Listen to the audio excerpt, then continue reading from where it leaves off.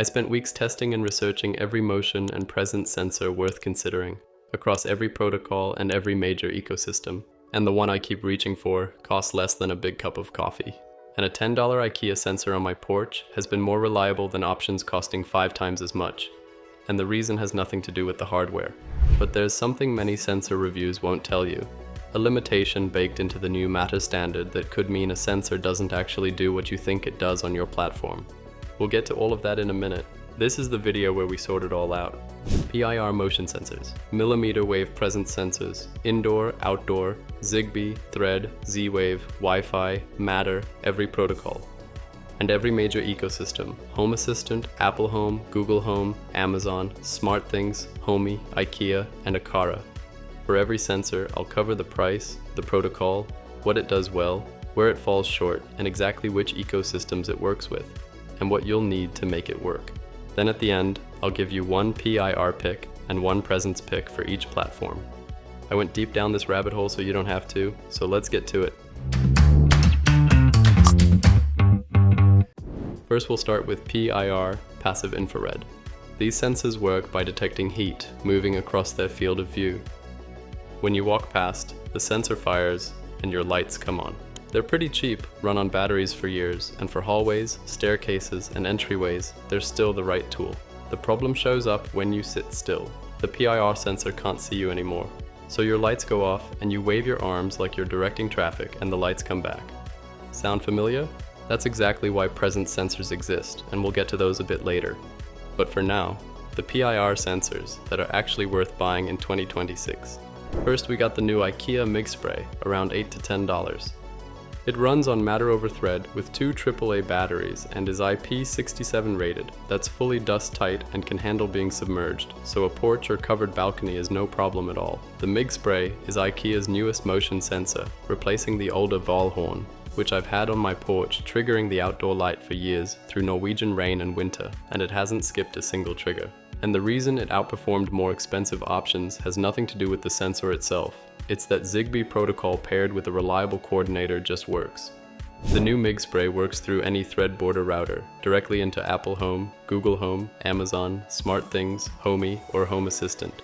And with IKEA's Dirigera Hub, you get the full IKEA app experience and simplicity. If you already own Valhorns, there's Zigbee 3.0. You can pair them to any Zigbee coordinator, and they'll keep working fine. No need to change it for the new sensor. Both sensors expose occupancy and illuminance in Home Assistant through ZHA or Zigbee to MQTT. Next we got Sonoff SNZB03P at around $12. It runs on Zigbee 3.0 and has a built-in light sensor, uses a CR2477 battery that are lasting roughly 3 years, 6 meter range, and a 110-degree field of view. It's a solid hallway sensor at a budget price. The limitation though, in Sonoff's eWeLink app, it's firmware locked to their own Zigbee bridges. But if you pair it through a third-party Zigbee coordinator, that lock doesn't apply, so it works with Home Assistant, SmartThings, Hubitat, and Homey over Zigbee without issues. And then we have the ThirdReality Zigbee motion sensor at $15 to $19. It's a Zigbee 3.0 sensor that runs on 2 AAA batteries with a 9 meter range. Nothing flashy, just a reliable sensor that works out of the box with SmartThings, Hubitat, Homey, Home Assistant, and Echo devices with a built-in Zigbee hub. Another good sensor is the Shelly Motion 2 at around $50. Though note that Shelly has discontinued this model, so grab it while stock lasts. This is a Wi-Fi sensor, so you don't need a hub, coordinator, or a Thread border router, just your existing Wi-Fi network. It comes with a rechargeable 6,500 mAh battery, lasting up to a year active and up to 3 years in standby. It also has temperature, lux, and a tamper vibration sensor built in.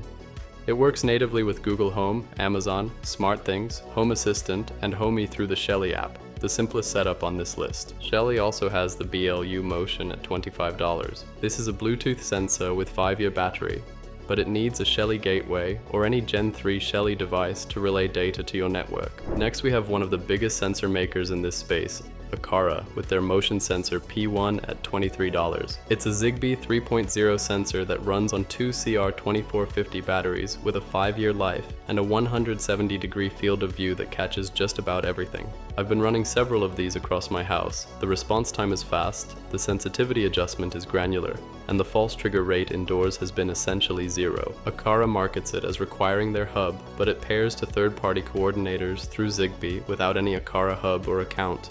That means Home Assistant, Hubitat, and Homey all work directly over Zigbee. You only need an Aqara hub for the Aqara app, native HomeKit integration, or Amazon and Google through the Aqara bridge.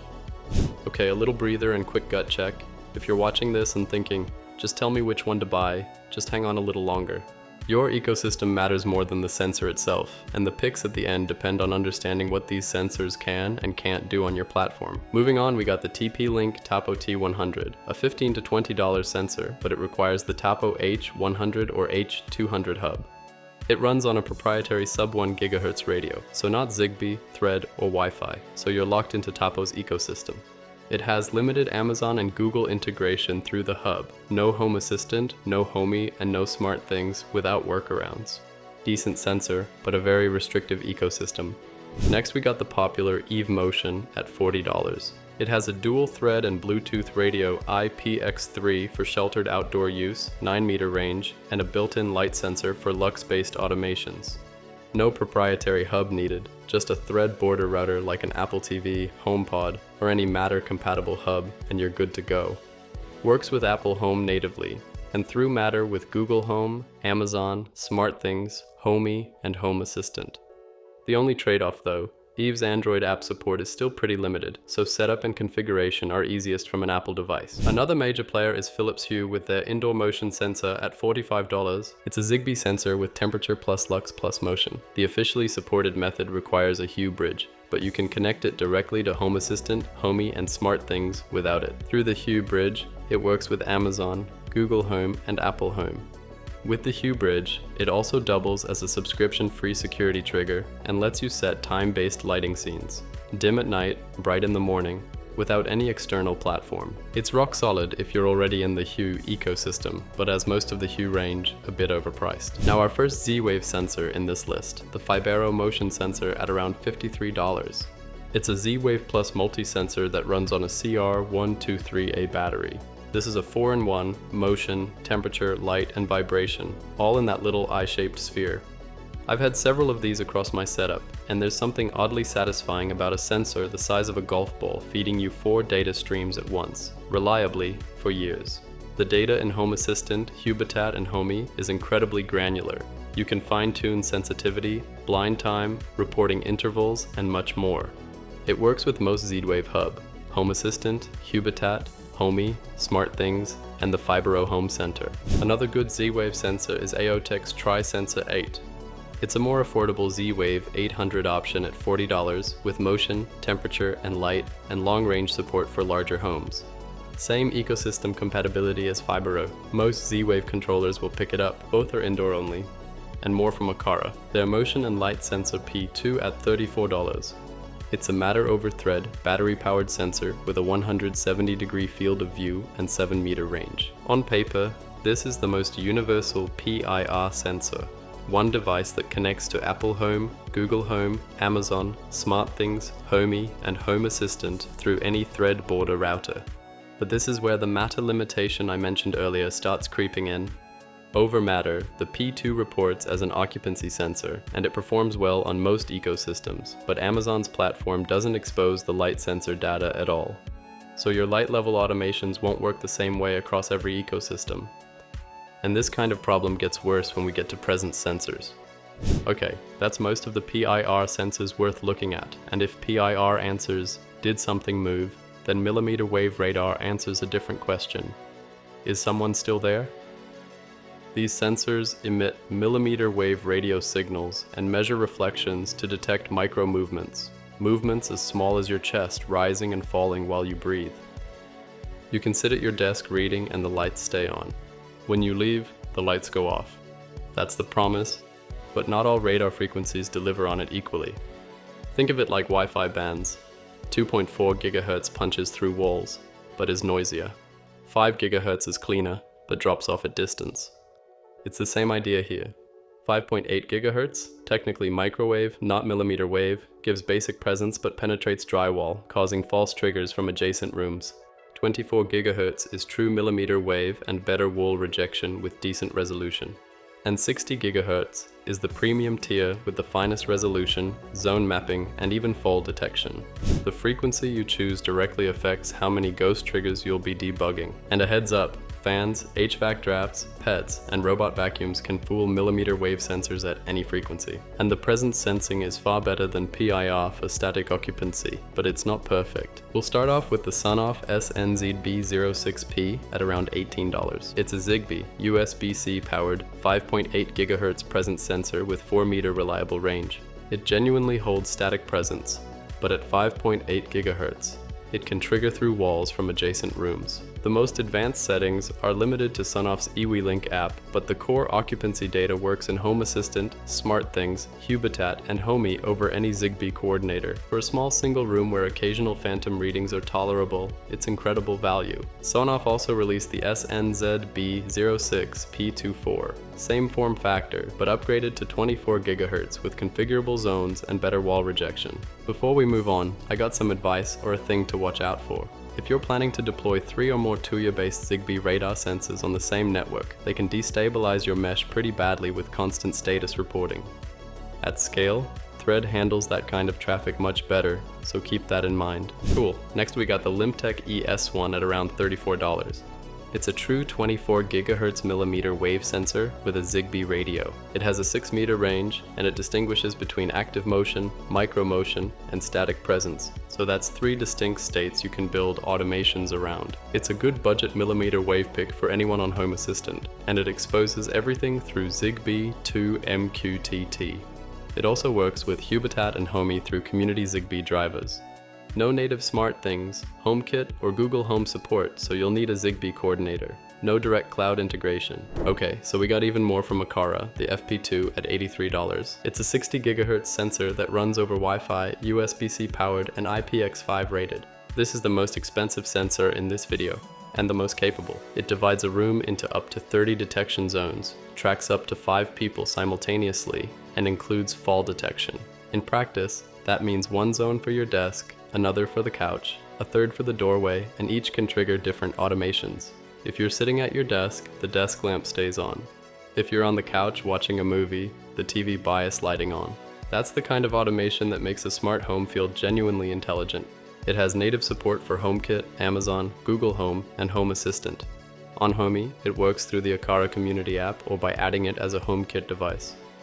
But, and this is critical, zones, fall detection, and light sensor data are only fully available in the Aqara Home app, HomeKit, and over IFTTT. Run it over Matter, and those features get stripped. On Home Assistant, the HomeKit controller integration exposes more data than Matter does, so that's your best path here. And this is what I promised at the very top. When a presence sensor connects over Matter, it typically shows up as a basic occupancy sensor. Occupied or not occupied, that's it. Zone data, light levels, sensitivity settings, detection distance, all that is stripped. The FP300, the Miros MS605, the SwitchBot presence sensor. They all lose features when connected through Matter versus their native app or Zigbee. This isn't a flaw in the sensors, it's that the Matter's occupancy cluster simply doesn't carry the data these sensors can report. So if your automations depend on light levels, zone-specific presence, or sensitivity tuning to ignore your cat, Matter can't carry that today. You need the manufacturer's native app or a platform like Home Assistant or Homey that reads the sensor directly over Zigbee or Wi-Fi.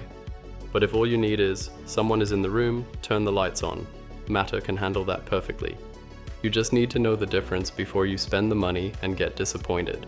Next up is the Aqara FP300 at $50. It's a dual 60 GHz millimeter wave plus PIR sensor that also has temperature, humidity, and light. 5 sensors in one, battery powered, with both Thread and Zigbee support.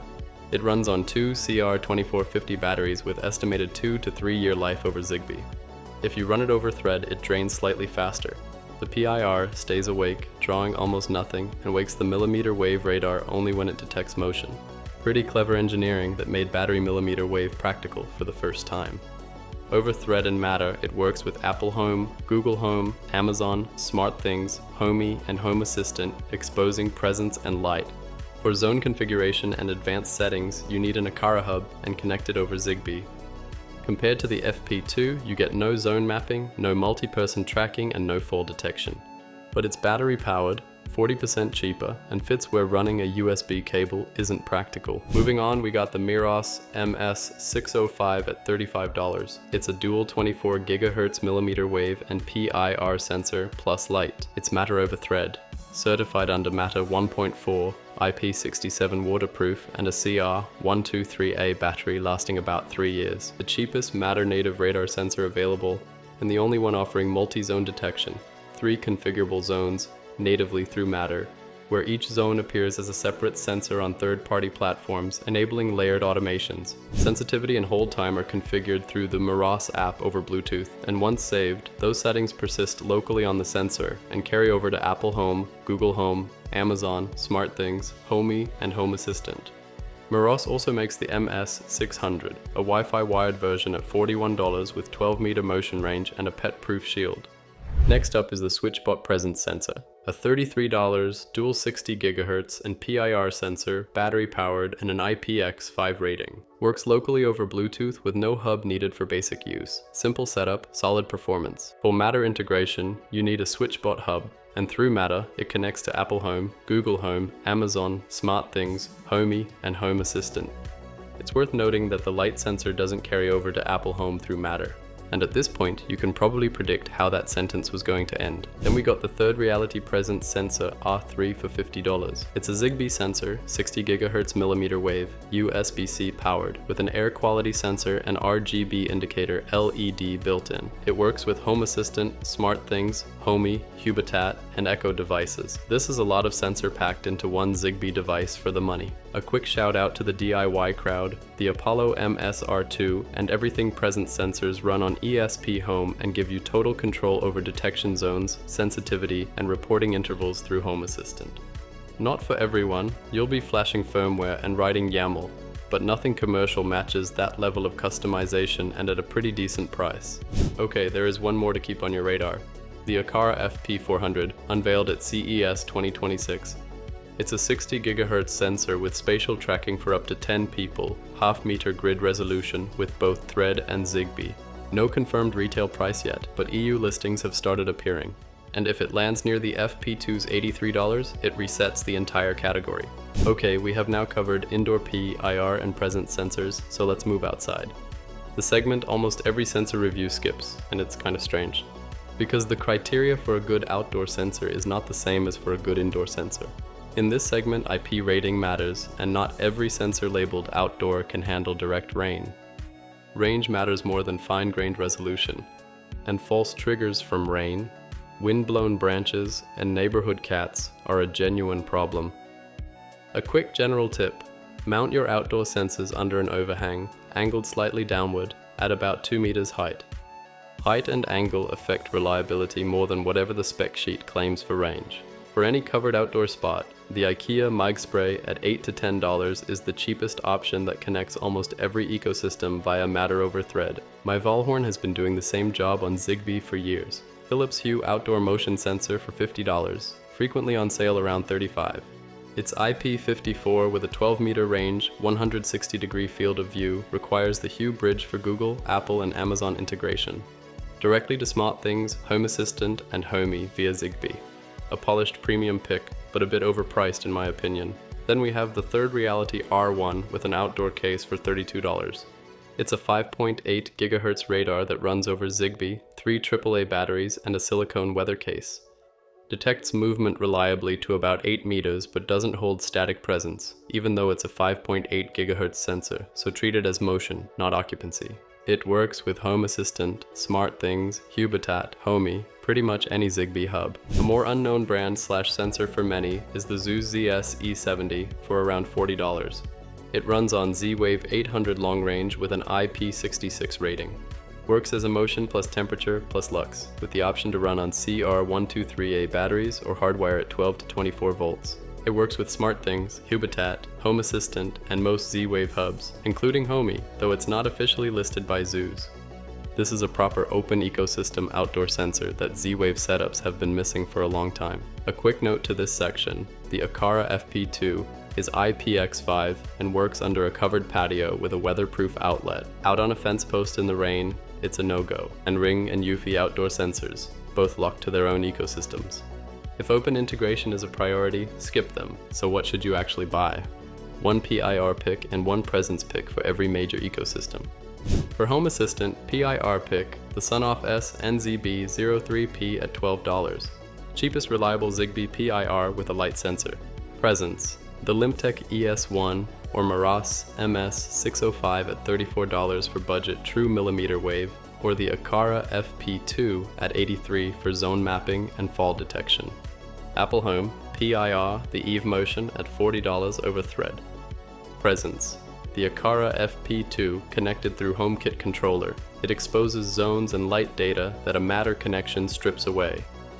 Google Home and Amazon, PIR, the Aqara, P2 at $34 over Matter, broadest cross-platform reach. For presence, the Maras MS605 at $35. It's the cheapest Matter-certified radar with multi-zone built-in. Samsung SmartThings, PIR, the ThirdReality Zigbee at $15 to $19, plug and play.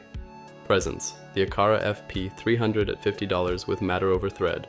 Homey, PIR, the Fibaro motion sensor if you want Z-Wave, the Sonoff SNZB 03P if you want Zigbee, or the Eve Motion over Matter. Choose whatever benefits your existing network the most. Presence, the Maras MS605 over Matter, or the Aqara FP2 through the Aqara community app for full zone access. IKEA, PIR, the MIG Spray, $8 to $10, Matter over Thread. IKEA doesn't offer a native presence sensor, so pair it with a third-party radar through Home Assistant, SmartThings, or Homey. If you have a Z-Wave only setup, choose the Fibaro for the richest data, or the AOTech Tri-Sensor 8 at a lower price in the PIR category.